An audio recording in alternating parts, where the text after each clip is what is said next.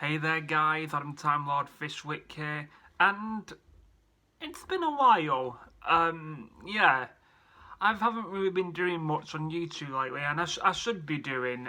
The only reason why, as I said in previous videos, that I like to edit my videos. But I want to keep this channel alive. So I was thinking yesterday. I'm in the mood for Peter Capaldi. So I went all the way back to his beginning of his stories, and my God, I absolutely love Peter Capaldi as the Doctor. I miss him so much, and I think that he is such a great Doctor, and he really needs a lot of appreciation, even though he becomes, he's a bit half and half in this, in series 9, and then in series 10 I think he had a bit of a balance between dark and your down to earth Doctor. But obviously I love the Rebel Doctor. When I look at Peter Capaldi's Doctor, what you see is what you get, and I absolutely love, how different he was to Matt Smith.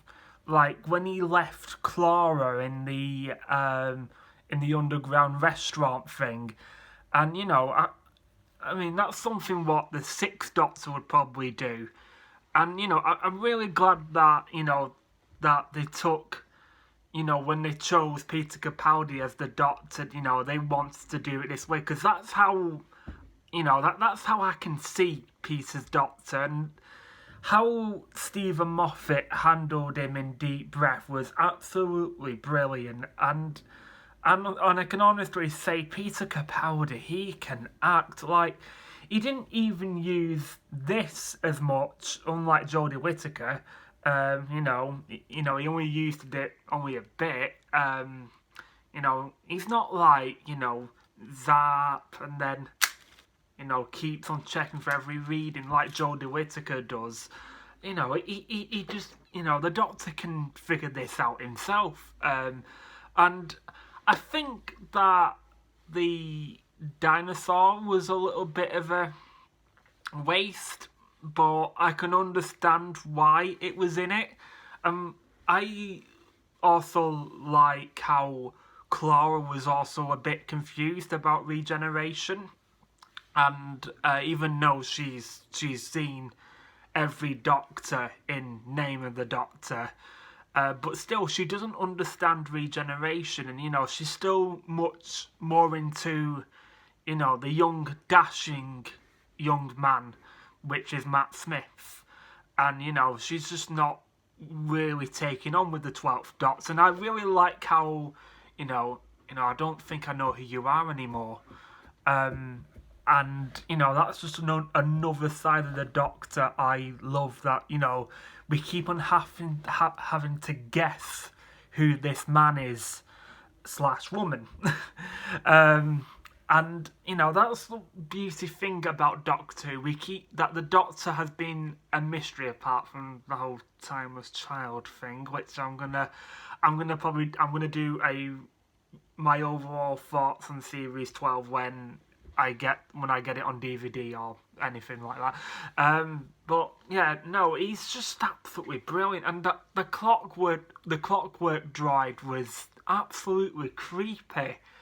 I think he was such a great villain for the 12th Doctor, and especially when they're on the when they're in that room and the 12th Doctor's just sat there like, I'm afraid I'm going to have to kill you in a minute. And no other Doctor I could think that would do that. Like the sixth Doctor is a bit like that because, in Vengeance on Varos, like when those guards fell in that acid, and the Doctor's just stood there like, forgive me if I don't join you. And that's what, I love when the Doctor becomes dark. That is my favourite part of the Doctor.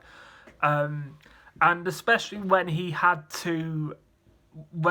was a bit confused of like where he got his face from, because I think that the Doctor, from what I know from him being in the academy, like he can't really decide which face he's choosing though, but he still thinks of when he sees his face, it's like I'm not sure where.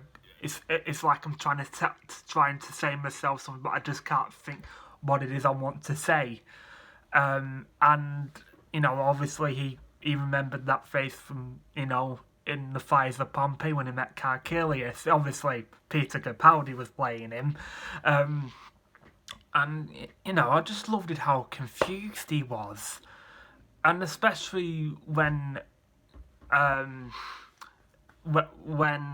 he was he was referencing other doctors, like what he wanted, and realising that he was actually Scottish. Oh, that's good, I'm Scottish. And he also had his own catchphrase of his own doctor, like when he was saying, "What have you got for brains? Pudding? A planet under pudding brains." And yeah, it's just I just love even the setting of being set in London in the Victorian times, and I also love Vastra's Jenny and Strax. I think Strax is just absolutely spot on of comedy. Especially when he throws the newspaper at Clara, just knocking her over, and there was also a bit in it which I remember people were complaining about. Parents really, when Vastra and Jenny were, then they thought they were kissing, but really she was giving, because she didn't have any oxygen, so she was sharing a bit of her oxygen to her, and people were complaining about that, it was just, it was a kiss, and our kids can't, really see it, and I just think parents were a bit, bit dumb, and for if you've not seen CPR before, kiss of life, yeah, but she did it for a reason. She didn't actually just snogged her, she was saving her life and all that. And I also, going back to the 12th Doctor, when he was confronting the Clockwork Droid, and saying where he you are a broom,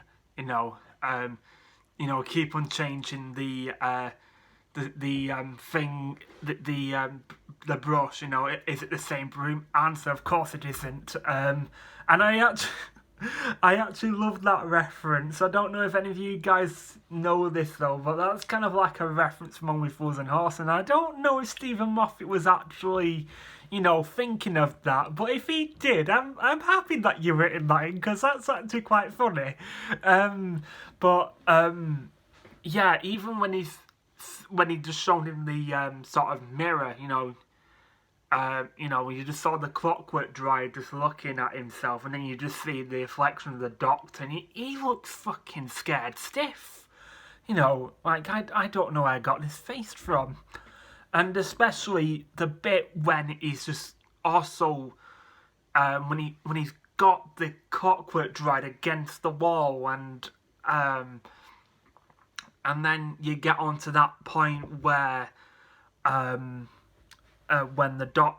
when you just see the Clockwork Droid just dead on the on Big Ben, and then it goes on to that shot of the Doctor when he just looks at the camera, and I love that mystery. Either if he fell over or the Doctor pushed him off. I love that look. My God, and I'm really glad that they kept us thinking about that. They never revealed that, and I absolutely love that. We keep on guessing, and that's what I really like. And then the doctor not in. You think that the doctor's forgotten about Clara, and he